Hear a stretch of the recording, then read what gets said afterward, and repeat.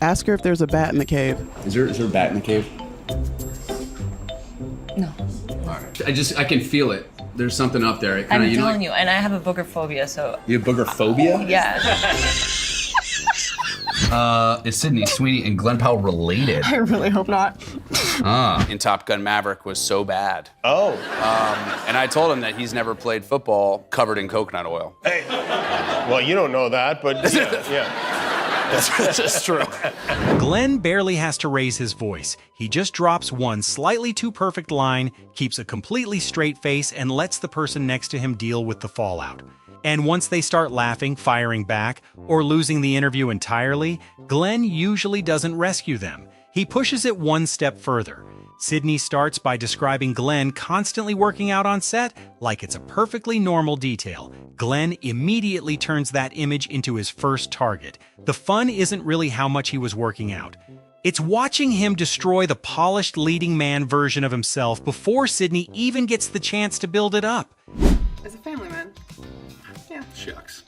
He was constantly doing push-ups. Yeah, I feel like with every push-up I became more of a douchebag, which really helped to get into character. With Seth, Glen doesn't need a game or a prop. Give him a conversation about tornadoes and he'll somehow find a road into a comparison that makes returning to the serious version of the topic almost impossible. Seth hands him a pretty straightforward setup. Glen sends back a line that sounds like it had been waiting for this exact opening. So, sort of like relationships, you know? Yeah, exactly. It's only later when your friends are like, could you not tell? Yeah, exactly. Everyone knew she was a tornado. Yeah. Adria is a tougher opponent because she's clearly used to Glen messing with her. During a game about how well they know each other, he guesses a completely unrelated profession. Instead of simply admitting he's wrong, Glen starts constructing an entire image of Adria just to defend the ridiculous answer. The longer he explains himself, the further they get from the actual question. I don't know where you got marine biologist from. You have the sweet face of a marine biologist. That's what I thought it was. You feel like you belong petting a dolphin. I don't know. Sometimes Glen doesn't even have to manufacture the weirdness. His family gives him stories that can make a host stop and make sure he heard the sentence correctly. Jimmy Kimmel is simply following a story about Glen's mom when one detail sends the conversation into an emergency stop. Jimmy's reaction pretty much speaks for everybody watching. So she would send me these videos, and there was one time, I'm kind of always on the go trying to just like read stuff on the go, and I was in an elevator and I opened up a video that my mom sent me of her moaning. And just imagine what that sounds like. And all of a sudden the person in the elevator kind of looked at me and I was like, oh, no, it's a video from my mom. And they were like, wait, what? I was like, I'm sorry, I don't. Daisy Edgar-Jones knows another very effective way to put Glen on the spot.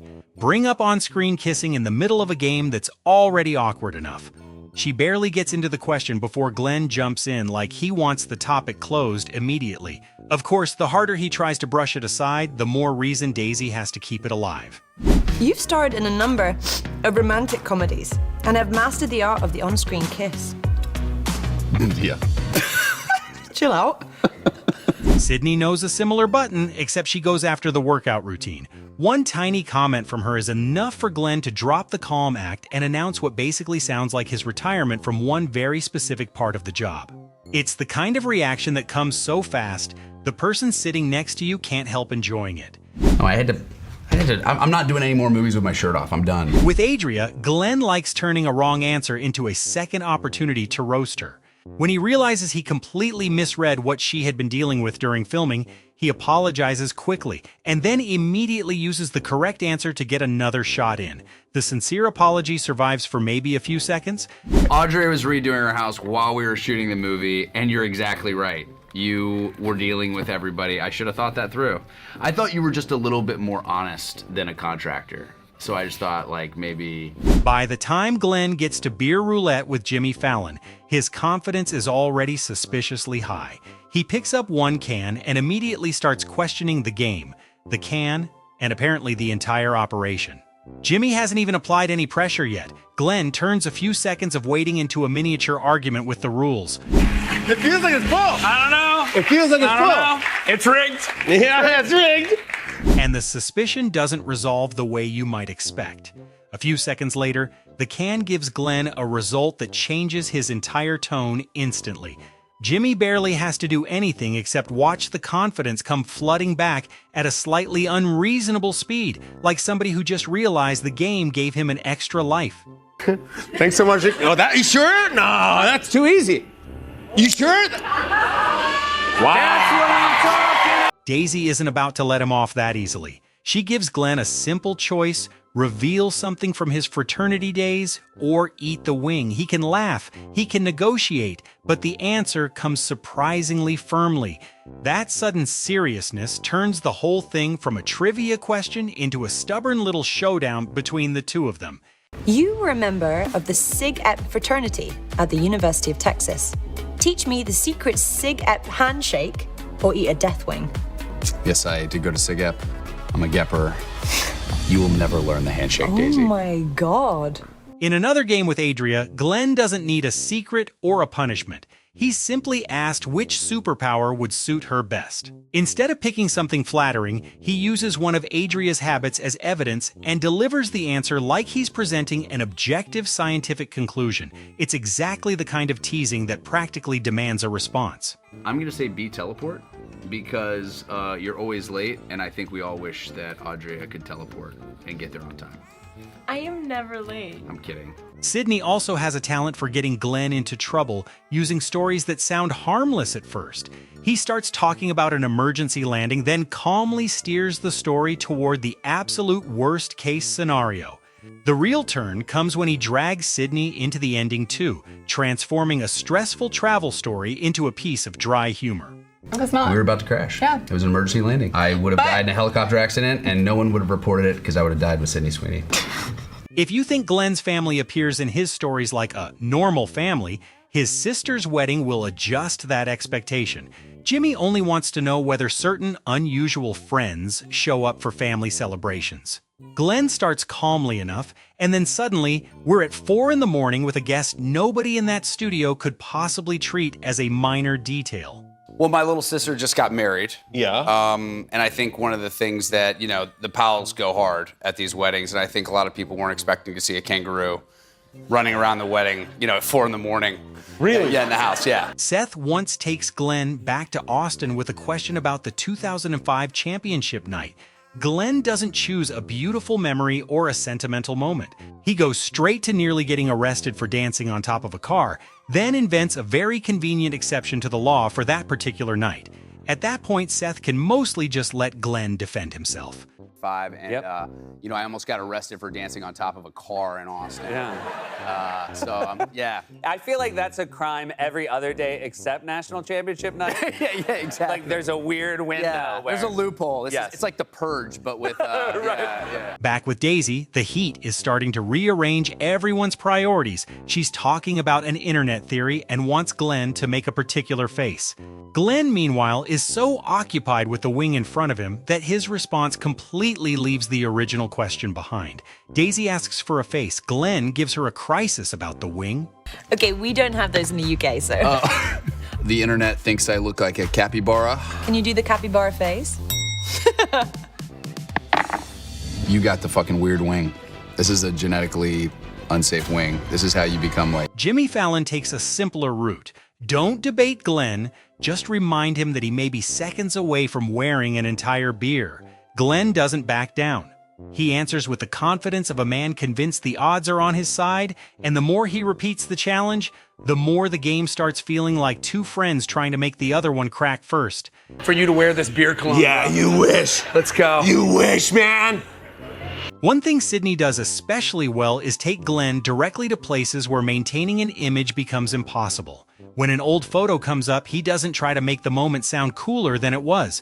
He volunteers the story behind looking slightly lost on that red carpet, and the way he describes himself is enough to send the conversation straight into self-roast territory. Do you know how this thing started? How?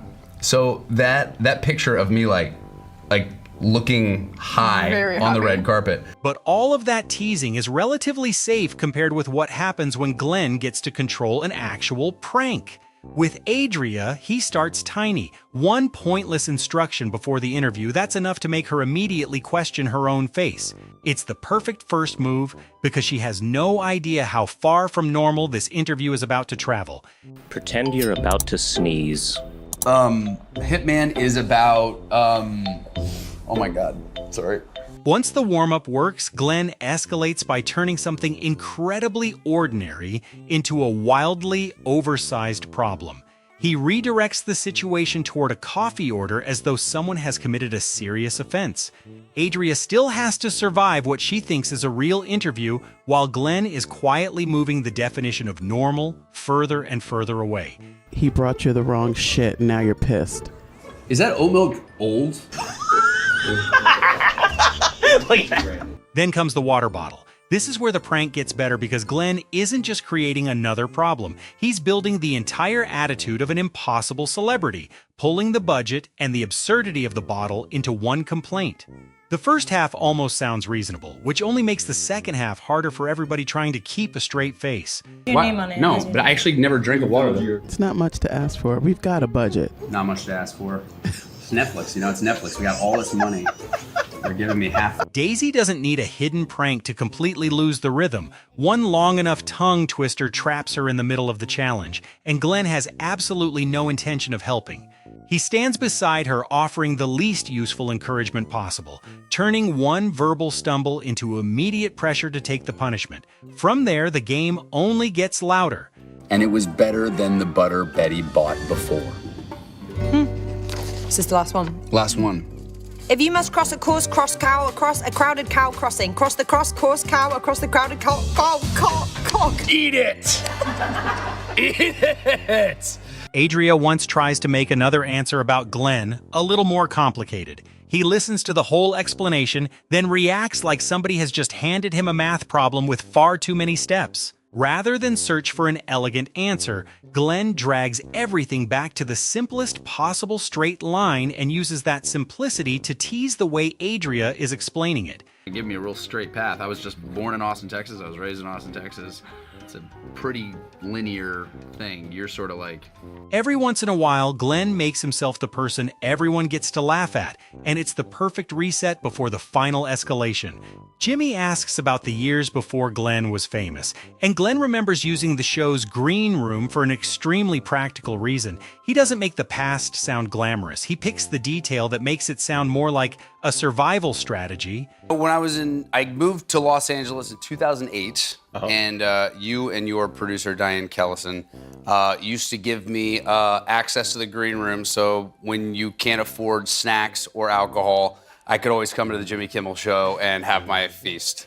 By the end of Glen's battle with Daisy, most of the politeness is gone. One putt decides who eats the wing, and Glen uses the few seconds before taking the shot to weaponize something Daisy herself brought up earlier.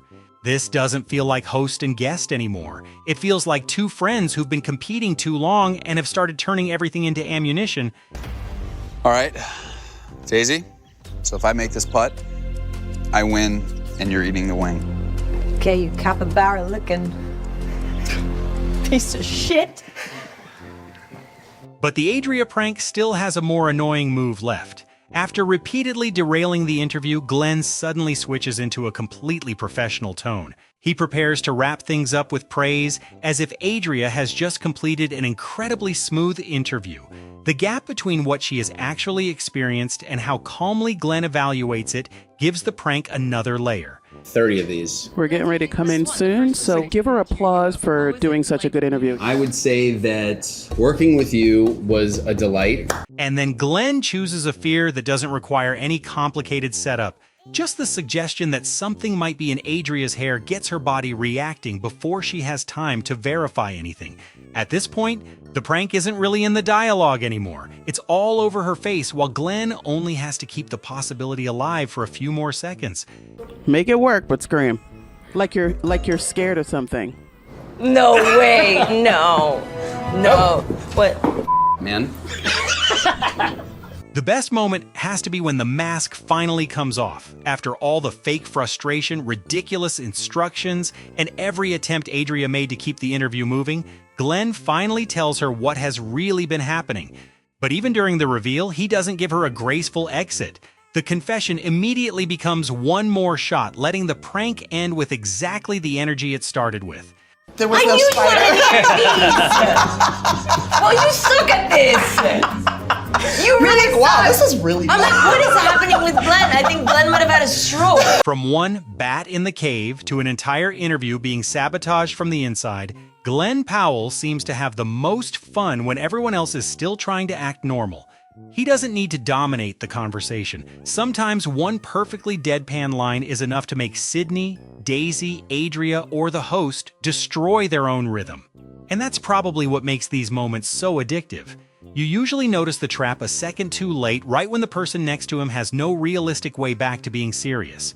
If there's a Glen Powell moment where he made another celebrity break even harder, drop it in the comments, like the video if you love this kind of chaotic chemistry, and subscribe for the next compilation.